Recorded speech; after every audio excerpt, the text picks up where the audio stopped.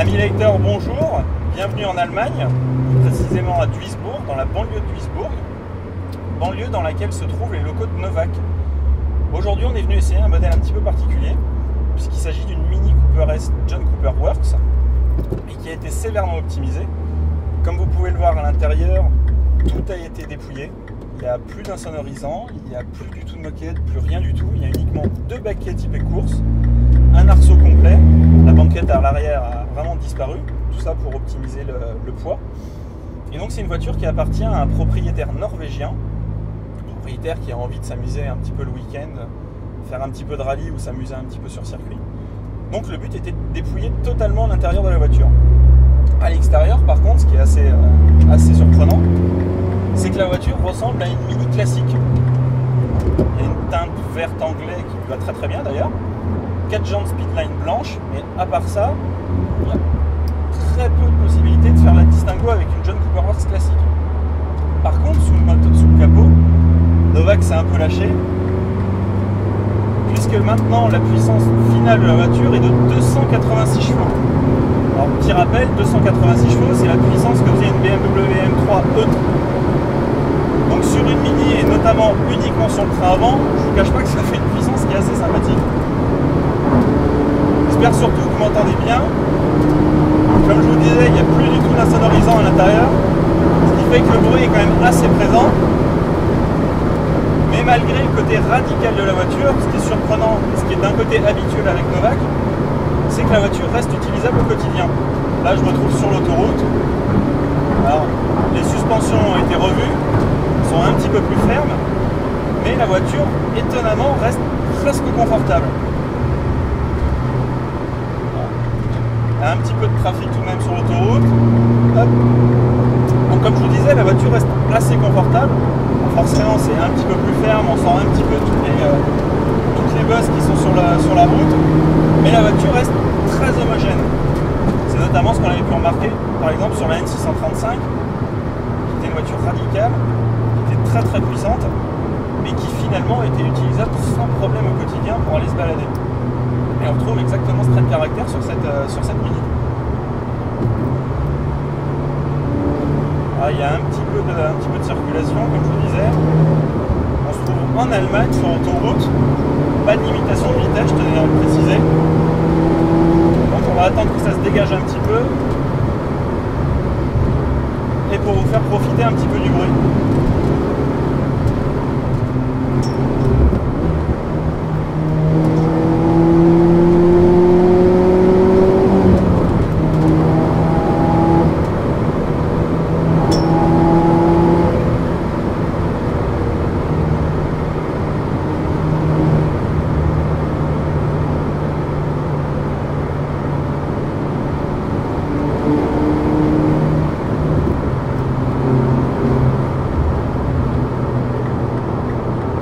Je ne sais pas si vous les voyez, mais juste devant moi, j'ai un Shift Light. Alors, ça correspond bien vraiment à la philosophie de la voiture, qui est d'être avant tout une voiture quasiment de course.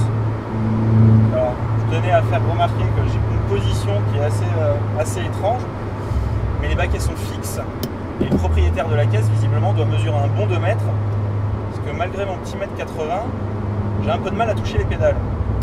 Alors déjà que le volant est assez haut, ça fait une position qui est assez étrange. Et bizarrement, à l'intérieur, il y a quelques éléments de confort qui ont été conservés, notamment l'autoradio, ce qui est assez surprenant, et la climatisation. Et sinon, je vous cache pas que c'est assez rigolo de se retrouver avec plus de 280 chevaux sur une Mini. On a l'impression vraiment de conduire une petite teigne, et prêt vraiment à bondir à chaque fois qu'on accélère. Et c'est assez marrant. Alors le freinage est aussi assez surprenant. Le système a été conservé. En revanche, vu le gain de poids, on se retrouve avec une petite voiture qui freine très très fort, qui freine très très bien. Et c'est vrai que c'est assez surprenant parce que sur les premiers freinages, vous avez tendance à vous retrouver le nez collé dans le pare-brise, malgré les harnais.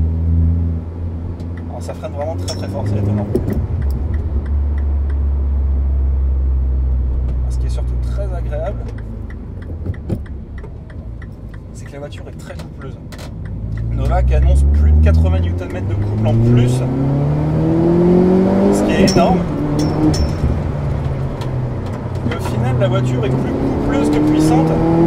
Elle reprend sur les intermédiaires, c'est assez étonnant. Avec une sonorité toujours très très sympathique. On a vraiment l'impression de conduire un kart, c'est ça qui est marrant. Ça part vraiment très très fort, là je suis en 5e, un petit peu plus de 170. Là, le bruit qui commence à être très très présent. Voilà, la voiture accroche plus de 200 sans problème. Alors, comme je vous disais, elle est plus coupleuse que puissante. Ce qui fait qu'au final, la voiture en VMAX, on a réussi ce matin, on a pas mal roulé, on a réussi à prendre un petit peu plus de 250 km/h. Et voilà, déjà l'aérodynamique ne joue pas trop en sa faveur. Ce qui fait qu'au-delà de 220, la vitesse grimpe toujours et grimpe beaucoup plus doucement. Par contre, sur les reprises, je ne cache pas que c'est un vrai avion. Quel que soit le rapport, là je suis en 5e à 4000 tours à peine. On va laisser un peu de marge devant, on va même redescendre à 4. Je réaccélère à fond. Voilà, 150, 170. Freinage.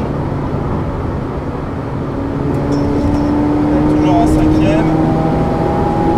170. 190.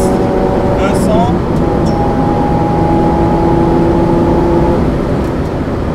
Le freinage, c'est vraiment hallucinant.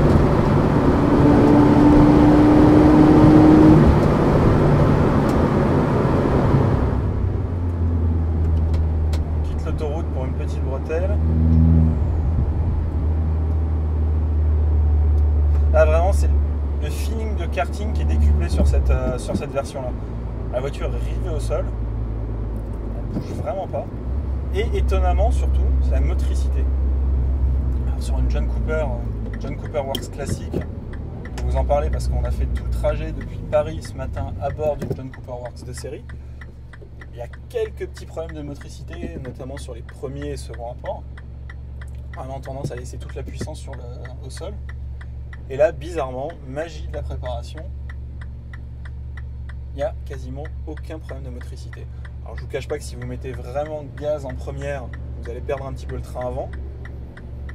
Mais ça reste moins brutal au niveau des réactions. Vous n'allez pas avoir des grosses remontées de couple dans le volant. Donc c'est ça qui est assez surprenant sur une voiture qui fait plus de 280 chevaux sur le train avant quand même. On va faire l'illustration en première. Voilà, à partir du moment où j'ai passé la seconde, il n'y a vraiment aucun problème de motricité.